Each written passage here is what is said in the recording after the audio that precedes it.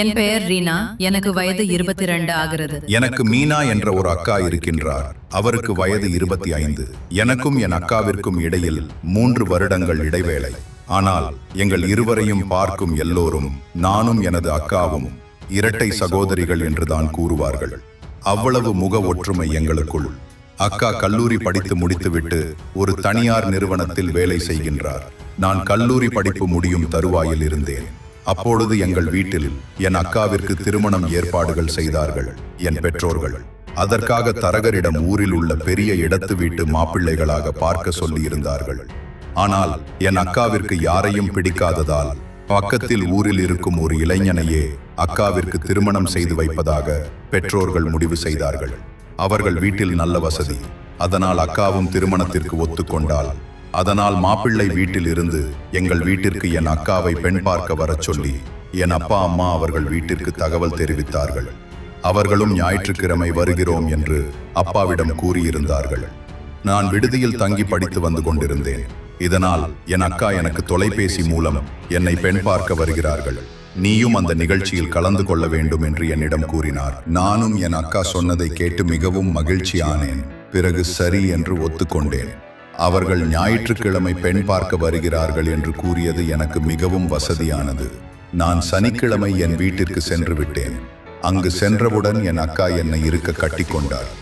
பிறகு என் அம்மா அப்பா என்னை நலம் விசாரித்தார்கள். நான் 2 வருடங்கள் கழித்து என் வீட்டிற்கு சென்றேன். அக்கா திருமணம் முடித்தவுடன் நான் என் பெற்றோர்களுடன் இருப்பதாக முடிவு செய்திருந்தேன். எனது படிப்பு முடிந்துவிடும் என்பதனால் பிறகு நான் என் உறவினர்கள் என்று எல்லோரிடமும் நன்றாக பேசிக் கொண்டிருந்தேன்.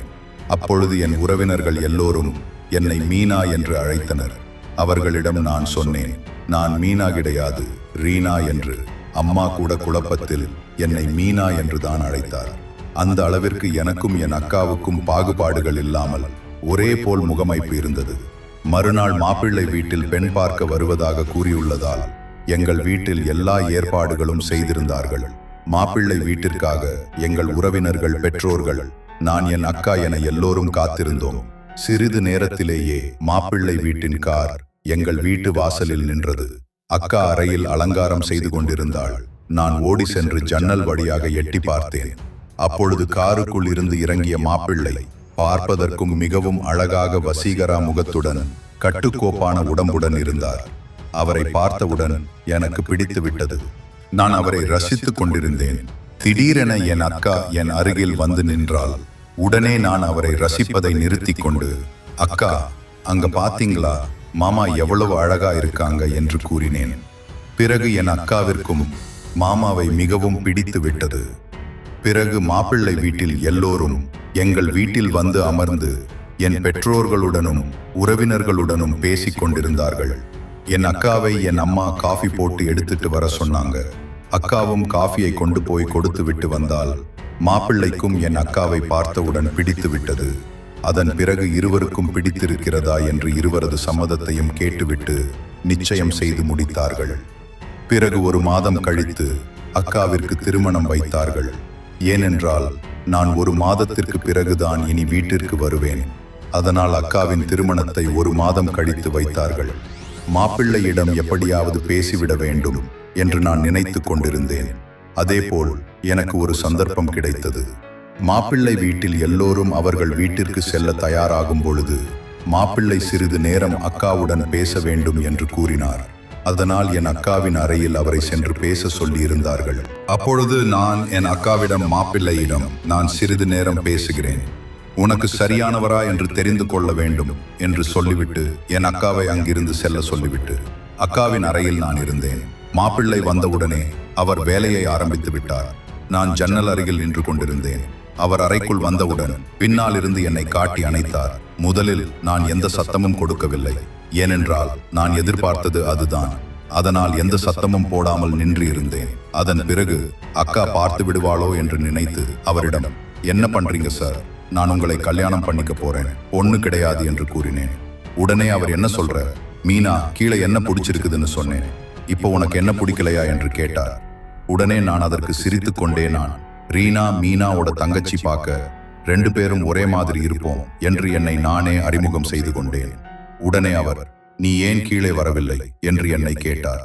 அதற்கு உடனே அக்காவிற்கு மாப்பிள்ளை பார்க்க வரும் பொழுது தங்கை அந்த இடத்தில் இருக்கக்கூடாது என்று கூறினார்கள். அதனால் தான் நான் கீழே வரவில்லை என்று கூறினேன். அதற்கு உடனே மாப்பிள்ளை சிரித்து கொண்டே, நீயும் மீனாவும் பார்ப்பதற்கு ஒரே மாதிரி இருந்ததால் மீனா என்று நினைத்து உன்னை கட்டிப்பிடித்து விட்டேன், என்னை மன்னித்து விடு என்று கூறினார். பரவாயில்லை, விடுங்கள், ஆனால் அக்காவிடம் கூறிவிடாதீர்கள் என்று அவரிடம் சொன்னேன். அவரும் சரி என்று தலையாட்டினார். பிறகு நான் அந்த அறையை விட்டு வந்து விட்டேன். என் அக்காவும் மாமாவும் பேசிக் கொண்டிருந்தார்கள். என் மாமாவின் பெயர் ராஜேஷ். அவரும் என் அக்காவும் பேசி முடித்த பிறகு அவர் அறையை விட்டு வெளியே வந்தார். நான் அறையின் வெளியே அமர்ந்திருப்பதைக் கண்டு அவர் என் அருகில் வந்து, உன் அக்காவை விட நீ மிகவும் அழகாக இருக்கிறாய் என்று என்னை பார்த்து கண்ணடித்து விட்டு சென்றார். அவர் ஏன் அப்படி சொன்னார் என்று எனக்கு புரியவில்லை. ஆனால் அவர் என்னை கிண்டல் செய்கிறார் என்று நான் நினைத்து கொண்டு விட்டுவிட்டேன். பிறகு எல்லா விசேஷங்களும் முடிந்து திருமணத்திற்கான ஏற்பாடுகள் எல்லாம் நடைபெற்று கொண்டிருந்தது. நான் என் கல்லூரிக்கு செல்வதற்காக என் விடுதிக்கு கிளம்பிவிட்டேன்.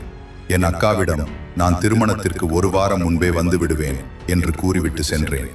ஆனால் போகும் வழி எங்கும் என் மாமா என்னை அணைத்ததும் என்னிடம் வந்து கண்ணடித்தது மட்டுமே என் மனதிற்கு ஒட்டி கொண்டிருந்தது.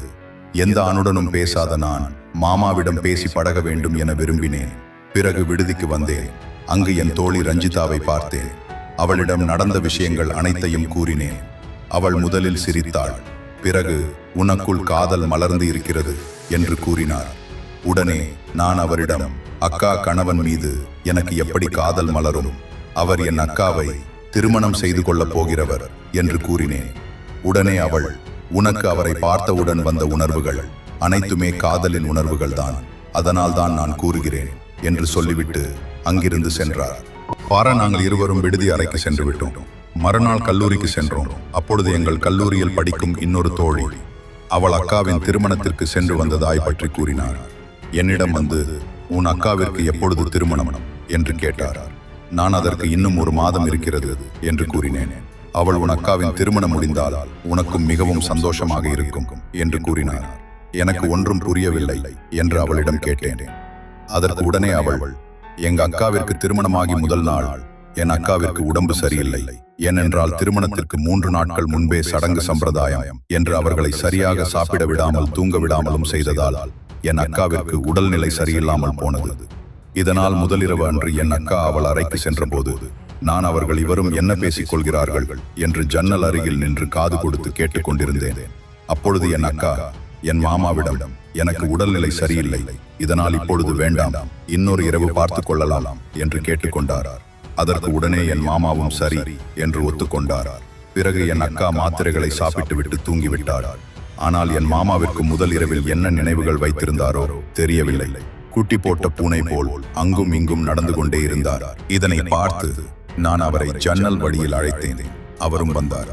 என்ன மாமா, ஏன் இப்படி குட்டி போட்ட பூனை போல் அங்கும் இங்கும் நடக்கிறீர்கள் என்று கேட்டேன். அவர் உடனே, நீ என்ன செய்கின்றாய்? இப்படித்தான் ஒருவர் அறையை எட்டி பார்ப்பாயா என்று என்னை திட்டினார்.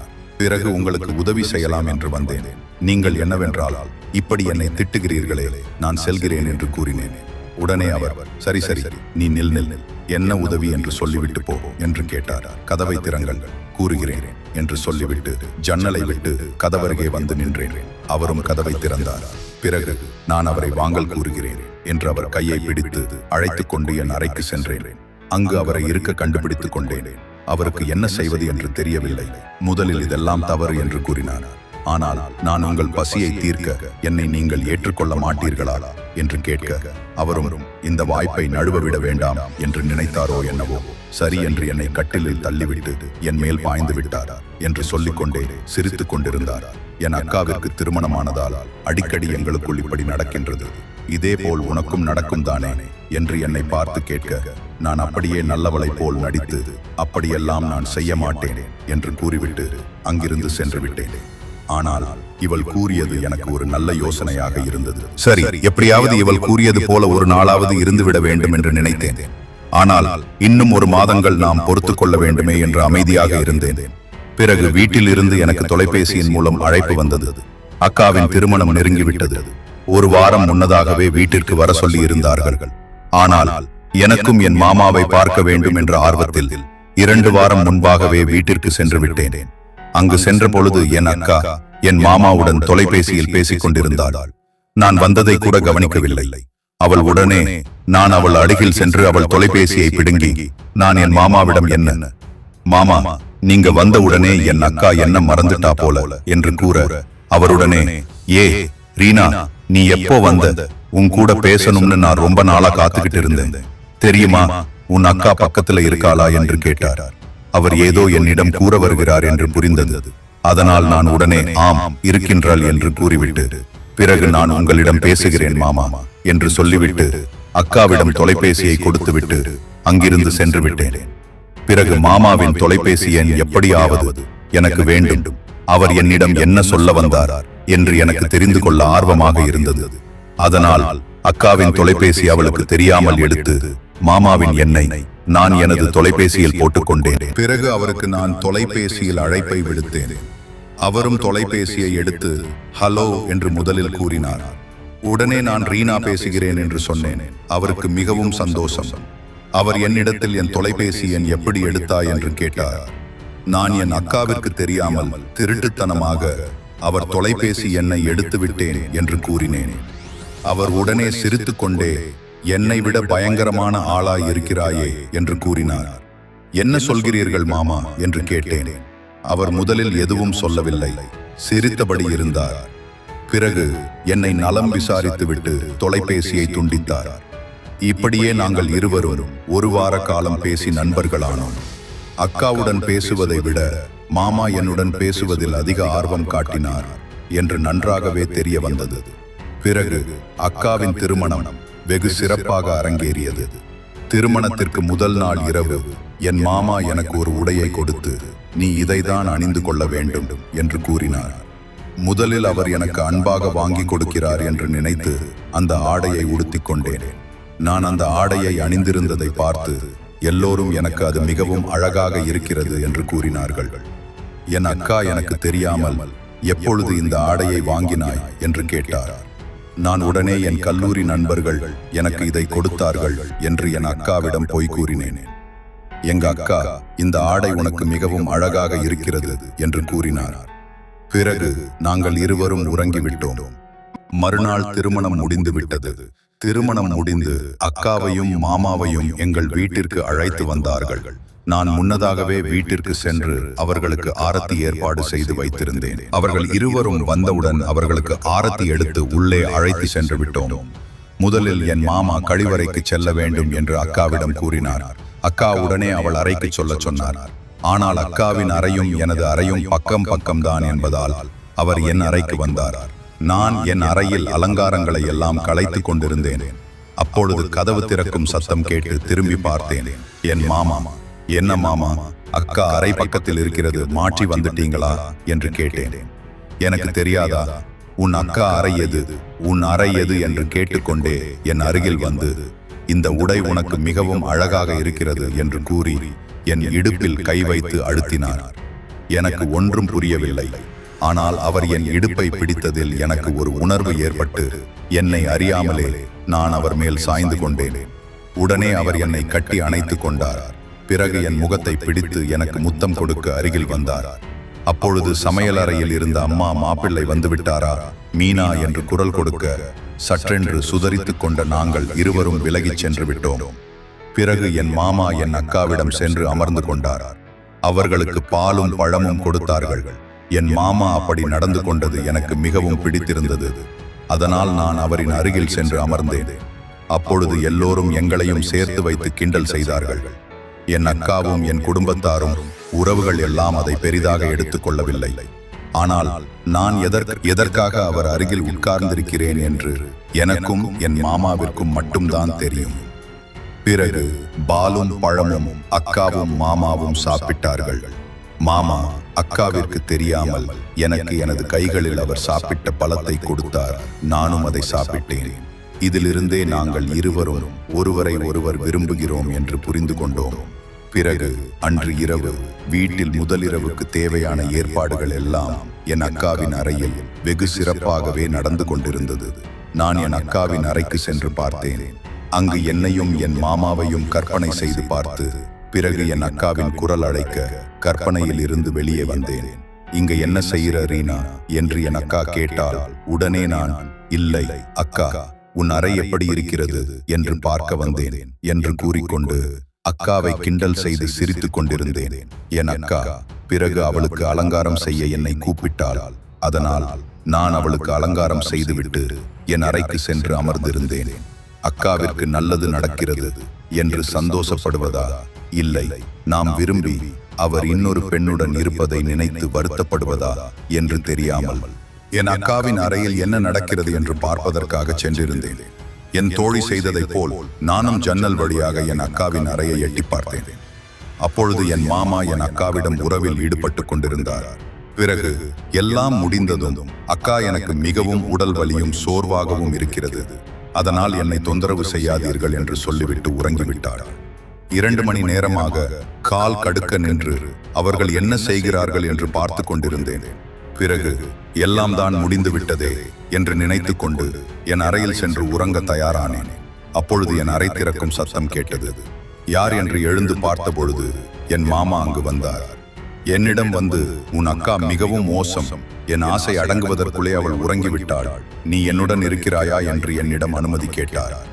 முதலில் தயக்கத்தில் இருந்த நான் பிறகு சரி என்று ஒத்துக்கொண்டேன். பிறகு மெல்ல மெல்ல என அருகில் வந்து அமர்ந்தார். பிறகு என்னை கட்டிலில் தள்ளி என் மேல் ஏறி அமர்ந்து கொண்டார். அவர் லீலைகளில் ஈடுபட்டார். அக்காவுடன் வெறும் 2 மணி நேரம் மட்டுமே, ஆனால் என்னுடன் இரவு 10 மணியிலிருந்து 1 மணி வரை ஒன்றாக இருந்தால் என் மேல் இவ்வளவு ஆசையா என்று அவரிடம் கேட்டபொழுது, நான் பெண் பார்க்க வந்த பொழுது நீ ஜன்னல் அருகில் நின்று ரசித்ததை நான் பார்த்து கொண்டிருந்தேன். நீதான் பெண் என்று நினைத்து தவறாக நினைத்து விட்டேன். ஆனால் மீனா காப்பி கொண்டு வந்த பொழுதுதான் பெண் வேறு என்று தெரிந்தது. நீ அணிந்திருந்த உடைக்கும் உன் அக்கா அணிந்திருந்த உடைக்கும் சம்பந்தமே இல்லை. 1 நிமிடத்திற்குள் எப்படி ஆடையை மாற்ற முடியும் என்று சந்தேகித்துத்தான் அன்று உன் அக்காவிடம் பேச வேண்டும் என்று சொல்லிவிட்டேன். உன்னை தேடி வந்தேன் என்று என்னிடம் கூறினார். நான் உன்னையே திருமணம் செய்து கொண்டிருப்பேன், ஆனால் எனக்கு உன் அக்காவையும் பிடித்திருந்தது. உங்கள் இருவரையும் அடைய வேண்டும் என்று நினைத்துதான் திருமணத்திற்கு சம்மதித்தேன் என்று கூறினார். அவர் கூறியது எனக்கு முதலில் அதிர்ச்சியாக இருந்தாலும் அவர் நமக்காக தான் இப்படி செய்திருக்கிறார் என்று நினைத்து அதை நான் பெரிதாக எடுத்துக்கொள்ளவில்லை, விட்டுவிட்டேன். பிறகு அவர் யாருக்கும் தெரியாமல் என் அக்காவின் அறைக்கு சென்று படுத்துக் கொண்டார். இப்படியே 1 வாரம் நானும் எனது மாமாவும் உல்லாசமாக இருந்தோம். 1 வாரம் கழித்து என் அக்கா மாமாவின் வீட்டிற்கு செல்ல தயாரானால் என்னால் இனி மாமாவுடன் இப்படி இருக்க முடியாது என்று மிகவும் வருத்தத்தில் இருந்தேன். அதன் பிறகு 1 மாதம் கல்லூரி விடுதிக்கு சென்று விட்டேன். கல்லூரி முடிந்துவிட்டு வீட்டிற்கு வந்து விட்டேன். என்னால் வீட்டில் இருக்க முடியவில்லை. அந்த 1 வாரம் மட்டுமே என் நினைவில் ஓடிக்கொண்டிருந்தது. அதனால் நான் என் அக்காவின் வீட்டின் அருகிலேயே ஒரு நிறுவனத்தில் வேலையை வாங்கிக் கொண்டு என் அக்காவின் வீட்டில் இருந்து வேலைக்கு சென்று கொண்டு வந்திருந்தேன். அதற்கான ஏற்பாடுகளை எல்லாம் என் மாமாவே எனக்கு செய்து கொடுத்தார். பிறகு நாங்கள் இருவரும் யாருக்கும் சந்தேகம் வந்திடாமல் அடிக்கடி ஒன்றாக இருந்து வந்தோம். என் மாமா என் அக்காவுடன் உல்லாசமாக இருந்ததை விட என்னுடனே உல்லாசமாக அதிகமாக இருந்தார். ஒரு நாள் எனக்கு திருமணம் பேச்சு எடுத்த பொழுது என்ன செய்வது என்று தெரியவில்லை. எப்படி இனி மாமாவுடன் இருக்க முடியாது என்று நினைத்து கொண்டிருந்தேன். ஆனால் நான் திருமணம் செய்து கொள்ளப் போவது என் மாமாவின் தம்பியை தான் என்று தெரிந்தது எனக்கு புரியவில்லை. என் மாமாவிற்கு தம்பி இருக்கிறாரா என்று யோசித்தேன். அதன் பிறகுதான் என் மாமாவின் தம்பி வெளிநாட்டில் வேலை செய்வது எனக்கு தெரிய வந்தது. பிறகு நானும் ஒத்துக்கொண்டேன். மாமாவின் தம்பி அதிகமாக எனக்கு பிடிக்கவில்லை. ஆனால் மாமாவிற்காக திருமணத்திற்கு சம்மதித்தேன். என் பெற்றோரும் ஒரே வீட்டில் பெண்கள் இருவரும் திருமணம் செய்து கொடுப்பது சந்தோஷம் என்பதால் அவரும் திருமணம் செய்து கொடுத்து விட்டார்கள். பிறகு எங்களுக்கு எந்த இடைஞ்சலும் இல்லாமல் நானும் என் மாமாவும் உல்லாசமாக இருந்து வந்து கொண்டிருக்கிறோம்.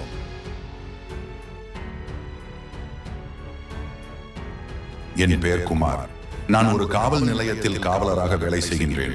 நான் திருச்சியில் வசிக்கின்றேன். ஆனால் எனக்கு வேலை வாய்ப்பு கிடைத்ததோ சென்னையில். அதனால் நான் சென்னைக்கு கிளம்ப வேண்டிய வந்தது.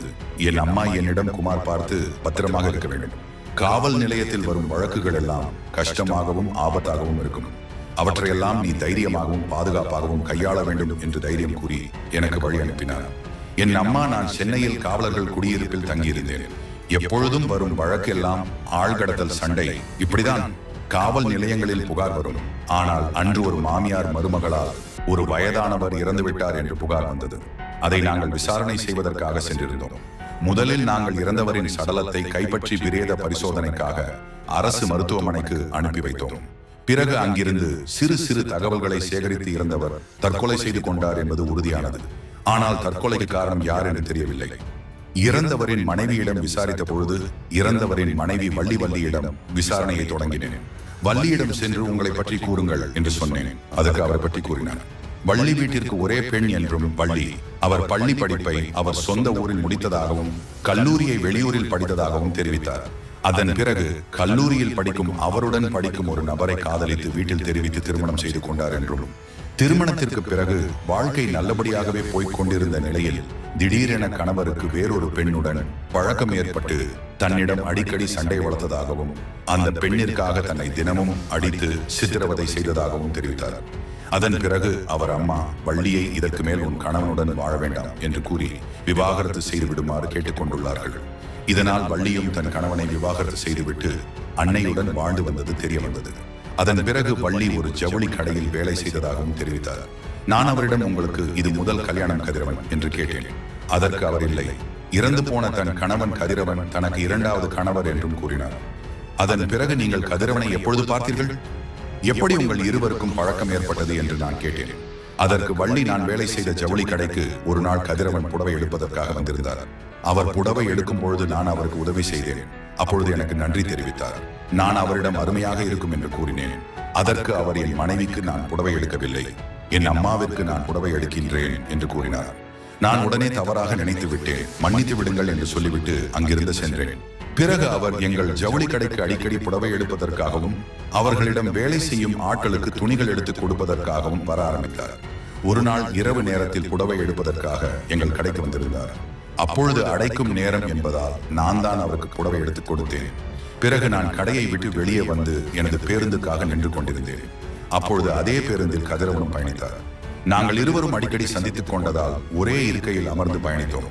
அப்பொழுது நான் அவரிடம் அடிக்கடி புடவைகள் எடுப்பதற்காகவும் துணிகள் வாங்குவதற்காகவும் வருகிறீர்களே, நீங்கள் என்ன வேலை செய்கிறீர்கள் என்று கேட்டேன். அதற்கு அவர், நான் ஒரு அரிசி ஆலை வைத்துள்ளேன், அது மட்டுமில்லாமல் தோட்டங்கள் நிறையவே இருக்கிறது, இதனால் நான் அங்கு வேலை செய்வோம், அனைவருக்கும் புடவைகளும் துணிமணிகளும் வாங்கி கொடுப்பது வழக்கம் என்று கூறினார். அப்பொழுது நான் அவரிடம் உங்கள் மனைவி இவற்றையெல்லாம் கேட்க மாட்டார்களா என்று கேட்டேன். அதற்கு கதிரவன், எனக்கு மனைவி கிடையாது, அம்மா மட்டும்தான் என்று கூறினார். உடனே நான் ஏன் நீங்கள் திருமணம் செய்து கொள்ளவில்லையா என்று கேட்டேன். அதற்கு அவர், எனக்கு திருமணமாகி நானும் என் மனைவியும் சந்தோஷமாக வாழ்ந்து வந்தோம். ஆனால் பிரசவத்தின் போது என் மனைவி இறந்துவிட்டால் என் குழந்தையும் இறந்து விட்டது. அதன் பிறகு நான் திருமணம் செய்து கொள்ளவில்லை என்று கேட்டதற்கு என் மனைவி மீது அவ்வளவு காதல் வைத்து விட்டேன். இதனால் எனக்கு அப்பொழுது வேறு ஒரு திருமணத்திற்கு யோசிக்க மனம் விரும்பவில்லை என்று கூறினார். பிறகு நான் அவரிடம், என்னை மன்னித்து விடுங்கள், உங்களுக்கு தேவையில்லாத நினைவுகளை ஏற்படுத்தி விட்டேன் என்று கூறி மன்னிப்பு கேட்டேன். உடனே அவர், அது நடந்து 20 வருடங்களுக்கு மேல் ஆகின்றது, நீங்கள் எதற்காக வருத்தப்படுகிறீர்கள் என்று கூறினார். பிறகு என்னிடம் கதிரவன், உங்கள் வீட்டில் எத்தனை பேர் உங்கள் கணவர் என்ன வேலை செய்கின்றார்? நீங்கள் இவ்வளவு நேரம் கழித்து வீட்டிற்கு சென்றால் ஏதும் சொல்ல மாட்டாரா என்று கேட்டார். உடனே நான் எனக்கு நடந்ததை கூறினேன். அவர் மிகவும் வருத்தப்பட்டார். அதன் பிறகு நாங்கள் இருவரும் அடிக்கடி சந்திப்பது என்று இருந்தது. ஒரு நாள் அவர் வேலை செய்யும் அனைவரையும் நன்றாக கவனித்துக் கொள்கின்றார், நம்மையும் நன்றாக கவனித்துக் கொள்வார் என்று நினைத்து நான் அவரிடம், என்னை திருமணம் செய்து கொள்ள சம்மதமா என்று கேட்டேன். எனக்கு உங்களை பிடித்திருக்கிறது என்று கூறினேன். அதற்கு அவர், நீ என்னை விட 25 வயது சிறியவள், நான் எப்படி உன்னை திருமணம் செய்து கொள்வது? பார்ப்பவர்கள் எல்லோரும் உன்னையும் என்னையும் தந்தை மகள் நினைக்க மாட்டார்களா என்று கூறினார். ஆனால் நான் ஊர் பேசுவதெல்லாம் விடுங்கள், எனக்கு உங்களை பிடித்திருக்கிறது, திருமணம் செய்து கொள்ளலாமா என்று கேட்டேன். ஆனால் அவர் முதலில் யோசித்து சொல்கிறேன் என்று சென்று விட்டார். பிறகு அவர் அம்மாவிடம் சம்மதம் வாங்கி திருமணத்திற்கு ஒத்துக்கொண்டார். எங்கள் திருமணம் ஒரு கோவிலில் எளிய முறையில் நடந்தது. அவர் தோட்டத்திலும் அரிசி ஆலைகளும் வேலை செய்யும் ஆட்களுக்கு மட்டுமே திருமணத்திற்கு கூறியிருந்தோம். உறவினர்களிடம் இதை பற்றி தெரிவிக்கவில்லை. ஏனென்றால் உறவினர்கள் கதிரவன் கூறியது போலவே 25 வயது பெரியாளை திருமணம் செய்து கொள்ளப் போகிறாயா என்று, என்னையும் 25 வயது சிறிய பெண்ணை திருமணம் செய்து கொள்ளப் போகிறாயா என்று அவரையும் கிண்டல் அடித்தும் கேலி செய்தும் கேள்வி கேட்டும் சிரித்தார்கள். இதனால் நாங்கள் உறவினருக்கு தெரிவிக்கவில்லை. எங்கள் திருமணத்தை பிறகு எங்கள் திருமணம் முடிந்து நானும் என் கணவரும் இல்லற வாழ்க்கையில் நன்றாக தான் போய்கொண்டிருந்தோம். ஒரு நாள் கணவர் வீட்டிற்கு வரும் பொழுது மிகவும் மது அருந்திவிட்டு வந்தார். ஆனால் அவரிடம் எதற்காக இப்படி மது அருந்துகிறீர்கள் என்று கேட்டேன். அதற்கு எதுவும் சொல்லாமல் அறையினுள் சென்று படுத்துக் கொண்டார். மறுநாள் விடிந்ததும் நான் அவரிடம் கேட்டேன். ஒன்றுமில்லை, முதல் மனைவியின் நினைவு வந்துவிட்டது, அதுதான் என்று கூறினார். நானும் சரி என்று விட்டுவிட்டேன். அதன் பிறகு என் மாமியார் நல்லவர் என்று நினைத்துக் கொண்டிருந்த பொழுது அவரின் சுயரூபம் வெளியே வர ஆரம்பித்தது. அவர் என்னிடம் என் கணவர் இருக்கும் பொழுது நல்ல விதமாக நடந்து கொள்வார். ஆனால் என் கணவர் அரிசி ஆலைக்கு சென்ற பிறகு அவருடைய கொடூர முகத்தை என்னிடம் காட்டுவார். அவர் துவைத்த துணிகளை மீண்டும் துவைக்க சொல்வார். வீட்டு வேலைகள் அனைத்தும் என்னையே செய்ய சொல்வார். அது மட்டுமில்லாமல் எனக்கு சாப்பாடு கொடுப்பதிலும் மிகவும் கஞ்சத்தனம் காட்டுவார். இதனால் எனக்கு கோபம் வந்தது. அப்பொழுது ஒரு நாள் நான் அவரிடம், இப்படியெல்லாம் செய்தீர்கள் என்றால் மரியாதை இருக்காது என்று சண்டையிட்டு விட்டேன். உடனே என் மாமியார் என் கணவர் வந்த உடனே அவரிடம், உன் மனைவி என்னிடம் சண்டை போடுகிறாள், அவளை வீட்டை விட்டு வெளியே போக சொல் என்று கூறினார். ஆனால் என் கணவர், இதெல்லாம் குடும்பத்தில் சகஜம், இதனால் எல்லாம் வீட்டை விட்டு வெளியே துரத்த வேண்டுமா அம்மா என்று கூறிவிட்டு அவர் அறைக்கு சென்று விட்டார். ஆனால் என் மாமியார் அவரை தொடர்ந்து தொந்தரவு செய்து கொண்டே இருந்தார். இப்படிதான் எங்கள் வாழ்க்கையில் அடிக்கடி குழப்பத்தை உண்டாக்கி எனக்கும் என் கணவருக்கும் இடையில் சண்டையை வரவழைத்தார். நானும் என் மாமியார் தானே என்று பொறுத்து போனேன். ஒரு நாள் நான் கர்ப்பமாக இருக்கிறேன் என்று என் கணவருக்கு தெரிவித்தேன். அவரும் மிகவும் சந்தோஷப்பட்டு வீட்டிற்கு இனிப்பு வகைகளை வாங்கி வந்தார். என் மாமியார் அவர் வாங்கி வந்த உடனே அதை தள்ளிவிட்டு, உன் மனைவி கர்ப்பமாக இருப்பதற்கு காரணம் நீயாக இருக்காது, வேறு ஒருவனாக தான் இருக்க முடியும் என்று என்னை தவறாக பேசினார். அப்பொழுதும் என் கணவர், இப்படியெல்லாம் பேசாதீர்கள் அம்மா என்று சொல்லிவிட்டு கீழே விழுந்த இனிப்பு வகைகளை எடுத்து தூசி தட்டிவிட்டு எனக்கு ஊட்டிவிட்டார். பிறகு என் கணவர் வேலைக்கு சென்று விட்டார். நான் எப்பொழுதுமே வீட்டில் தனியாக இருப்பதால் அக்கம் பக்கத்தில் இருக்கும் என்னை விட சிறு வயது ஆண்களுடன் பழக ஆரம்பித்தேன். காரணம், அவர்கள் என்னை விட சிறியவர்கள் என்பதால் அவர்களுக்கு பாடத்தில் ஏதாவது சந்தேகம் இருந்தால் என்னிடம் கேட்பார்கள். அதனால் நான் அவர்களுடன் பழக ஆரம்பித்தேன். அவர்களும் என்னை ஒரு சகோதரியாக தான் நினைத்தார்கள். நானும் அவர்களை ஒரு சகோதரனாக தான் நினைத்தேன். ஆனால் என் மாமியார் கண்ணிற்கு தவறாகப்பட்டது. அதனால் அடிக்கடி என் கணவரிடம் அவர் என்னை பற்றி தவறாக சொல்லி எங்களிடையே சண்டையை மூட்டிவிட்டுக் கொண்டிருந்தார். ஒரு நாள் அப்படிதான் நான் என் பக்கத்து வீட்டு பையனுக்கு பாடத்தில் சந்தேகம் இருந்ததால் அவனை வீட்டிற்கு வரவழைத்து என் மாமியார் கண் முன்னே தான் அவனது சந்தேகத்தை எல்லாம் நான் சரி செய்தேன். ஆனால் என் மாமியார் அன்று என்ன நினைத்தார் என்று தெரியவில்லை. என் கணவன் வந்தவுடன் மிகவும் சண்டையிட்டார். இவ்வளவு நாள் வீட்டிற்கு சென்று தவறு செய்தவள் என்று அவர்கள் எல்லாம் வீட்டிற்கு வரவழைத்து தவறு செய்கின்றாள் என்று என் கணவனிடம் சண்டை விட்டாரேன். கணவர், உங்கள் இருவரின் தொல்லை தாங்க முடியவில்லை, நான் எங்கேயாவது சென்று இறந்து விடலாமா என்று யோசிக்கிறேன் என்று கூறினார். முதலில் நான் அவரிடம், அப்படியெல்லாம் சொல்லாதீர்கள் என்று அவரை சமாதானம் செய்தேன். ஆனால் என் மாமியார் கொடுத்த தொல்லை தாங்க முடியாமல் தான் அவர் விஷம் அருந்தி தற்கொலை செய்து கொண்டார் என்று நினைக்கின்றேன் என்று அழுது கொண்டே கூறினாள் வள்ளி. வள்ளி கூறுவதிலும் அவள் அசைவுகளிலும் அவள் மீது எந்த தவறும் இல்லை என்று நான் உணர்ந்தேன். அது மட்டுமில்லாமல் அவள் அவருடன் சந்தோஷமாக வாழ்ந்ததற்கு ஆதாரமாக அவர் வயிற்றில் 4 மாத கரு இருப்பதும் அவள் தவறான அவள் இல்லை என்பதை உறுதி செய்தது. அதனால் நான் வள்ளியை அனுப்பி வைத்துவிட்டு அவர் மாமியாரை விசாரணைக்கு அழைத்தேன். அவர் மாமியார் வந்தார். அப்பொழுது நான் அவரிடம் விசாரணையை தொடங்கினேன். நான் அவரிடம், உங்களை பற்றி கூறுங்கள் அம்மா என்று கேட்டேன். அவரும் அவரை பற்றி கூறினார். அவர் பெயர் காவேரி அம்மாள் என்றும் அவருக்கு கதிரவன் ஒரே மகன் என்றும் சிறு வயதிலேயே கதிரவனின் தந்தை இறந்ததால் கதிரவனை தனியாளாக காவேரி அம்மாள் வளர்த்திருக்கிறார்கள் என்றும் கூறினார். மேற்கொண்டு அவரிடம் விசாரணையை தொடங்கினேன். அப்பொழுது அவர், என் மகனை நான் நன்றாக வளர்த்தேன், அவனை பள்ளிக்கு அனுப்பினேன். அவனுக்கு படிப்பு சரியாக வராததால் என்னுடன் தோட்டத்தில் வந்து வேலை செய்தான். எங்கள் தோட்டத்தில் வேலை செய்து கொண்டே வெளியிலும் வேலைக்கு சென்று கொண்டு வந்தான். இப்படித்தான் எங்களுக்கு இவ்வளவு தோட்டமும் ஒரு அரிசி ஆலையும் நாங்கள் சம்பாதித்தோம். ஒரு நாள் கதிரவன் ஒரு பெண்ணை காதலிப்பதாகவும் திருமணம் செய்து கொள்ள ஆசைப்படுவதாகவும் கூறினார். இதனால் நான் அந்த பெண் வீட்டிற்கு சென்று பெண் கேட்டேன். அவர்களும் பெண் தர சம்மதித்தார்கள். ஆனால் பெண் வீட்டில் எந்த வசதியும் இல்லை. அதனால் நாங்கள் எல்லா வசதிகளையும் செய்து திருமணம் செய்து கொண்டோம். நானும் என் மருமகளும் நன்றாகவே இருந்தோம். ஒரு பிரச்சனையும் எனக்கும் என் மருமகளுக்கும் வந்தது கிடையாது. என் மருமகள் கருவுற்று இருந்தால் நான் மிகவும் சந்தோஷம் அடைந்தேன். ஆனால் மருத்துவர்கள் அவள் பிரசவிக்கும் பொழுது இறந்து விடுவாள் என்று செய்தியை கூறினார்கள். அதை கேட்டு எனக்கு வருத்தமாக இருந்தது. அவர்கள் கூறியது போலவே பிரசவிக்கும் பொழுது என் மருமகள் இறந்து விட்டார். குழந்தையாவது நன்றாக இருக்கும் என்று சென்று பார்த்தோம். ஆனால் குழந்தையும் இறந்து விட்டதனால் என் மகன் மனம் உடைந்து விட்டான். பிறகு 2 ஆண்டுகள் கழித்து திருமணம் செய்து கொள்ள சொன்னேன். ஆனால் அவன் திருமணம் வேண்டாம் என்று விட்டுவிட்டானோ, எங்களுக்கு ஒரு வாரிசு கிடைத்து விடாதா என்று மிகவும் கவலைப்பட்டேன். பிறகு நான் 25 வருடம் கழித்து என் மகன் திருமணத்திற்கு ஒத்துக்கொண்டான். ஒருவரை விரும்புவதாகவும் அவரை திருமணம் செய்து கொள்ள ஆசை என்றும் கூறினான். இப்போதாவது நம் மகன் திருமணத்திற்கு ஒத்துக்கொண்டானே என்று மிகவும் சந்தோஷப்பட்டேன். அதனால் கல்யாணத்திற்கு சம்மதித்தேன். ஆனால் திருமணம் முடிந்து வந்தவுடன் என் மருமகளை பற்றி கொஞ்சம் கொஞ்சமாக எனக்கு தெரிய வந்தது. அவள் என் மகனை பணத்திற்காகவும் சுத்தி பார்க்கவும் தான் திருமணம் செய்து கொண்டார் என்பது தெரிய வந்தது. வீட்டிலேயே அமர்ந்திருப்பதும் வீட்டில் அருகில் இருக்கும் சிறுவயது இளைஞர்களுடன் பழக்கம் வைத்துக் கொண்டு அவர்கள் வீட்டிற்கு சென்று பாடத்தில் சந்தேகத்தை தீர்த்து வைக்கின்றேன் என்ற பெயரில் கூத்தடித்துக் கொண்டு வந்து கொண்டிருந்தாள். இது எனக்கு சுத்தமாக பிடிக்கவில்லை. இதை நான் என் மகனிடம் கூறினேன். ஆனால் அவன் காதில் கூட வாங்கவில்லை. அது எனக்கு கோபத்தை உண்டாக்கியது. இதனால் என் மகனிடம் அடிக்கடி கோபமிட்டு சண்டையிட்டேன். ஆனால் அவன் அப்பொழுதும் காதில் வாங்கிக் கொள்ளவில்லை. திடீரென ஒரு நாள் என் மருமகள் கர்ப்பமாக இருப்பதாக சொல்லியிருந்தால் நான் அதில் சந்தேகப்பட்டேன். அதனால் என் மகனிடம் இது உன் குழந்தையாக இருக்க வாய்ப்பு இருக்காது என்று கூறி அவனை நான் மருத்துவரிடம் பரிசோதனைக்கு செல்ல சொன்னேன். அதற்கும் என் மருமகள் என்னிடம் சண்டையிட்டாள். அதன் பிறகு எனக்கும் என் மருமகளுக்கும் இடையில் அடிக்கடி சண்டை உருவானது. இதனால் என் மகனின் வீட்டிற்கு அதிகமாக வருவதில்லை. என் மகன் வீட்டிற்கு வராததால் நானும் என் மருமகளிடம் சண்டையிடுவதை கொஞ்சம் நிறுத்தி வைத்திருந்தேன். என்னவென்று தெரியவில்லை. திடீரென ஒரு நாள் என் மகன் அவன் அறையில் மயங்கி இருந்தான். அருகே சென்று பார்த்த பொழுது அவன் இறந்து விட்டான். அப்பொழுதுதான் என் மருமகள் என் மகனை ஏதோ செய்திருக்கிறாள் என்று சந்தேகப்பட்டு காவலர்களிடம் புகார் அளித்தேன் என்று காவேரி அம்மா கூறினார். ஆனால் வள்ளியும் தன் கணவர் தூங்கும் பொழுது இறந்து விட்டார். இதற்கு காரணம் தனது மாமியார் என்று புகார் அளித்திருந்தார். எங்களுக்கு மாமியாரும் மருமகளும் மாத்தி மாத்தி புகார் சொல்லியிருந்ததால் யார் கொலை செய்திருப்பார்கள்? இல்லை, இது தற்கொலையா என்ற குழப்பத்தில் இருந்து அப்பொழுதுதான் எங்களுக்கு ஒரு தீர்வு கிடைத்தது. பரிசோதனைக்கு சென்ற கதிரவனின் உடலில் ஒரு காகிதம் இருந்ததும் அந்த காகிதத்தில் அவர் தற்கொலை செய்து கொண்டதும் தற்கொலைக்கான காரணமும் தெரிய வந்தது.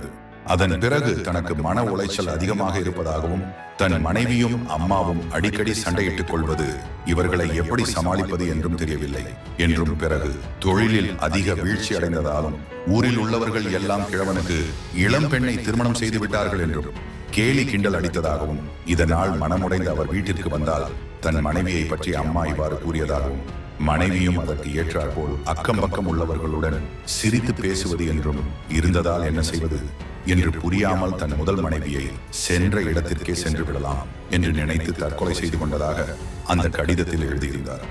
நான் முதலில் கதிரவனை பார்த்து இரக்கப்பட்டேன். நன்றாக வாழ்க்கை கிடைத்தும் வாழ முடியாமல் மாமியார் மருமகள் சண்டையில் உயிரை விட்டுவிட்டாரே என்று. பிறகு இருவரையும் அழைத்து, உங்களால் தான் உங்கள் மகன் இறந்து விட்டான், உன் கணவர் உன்னால் தான் இறந்து விட்டார் என்று கூறினேன். ஆனால் அவர் கடிதத்தில் தற்கொலைக்கு யாரும் காரணமில்லை, அதனால் அவர்களை விட்டுவிடுங்கள் என்று எழுதியிருந்தால் அவர்களை புத்திமதி கூறி வீட்டிற்கு அனுப்பி வைத்து விட்டோம்.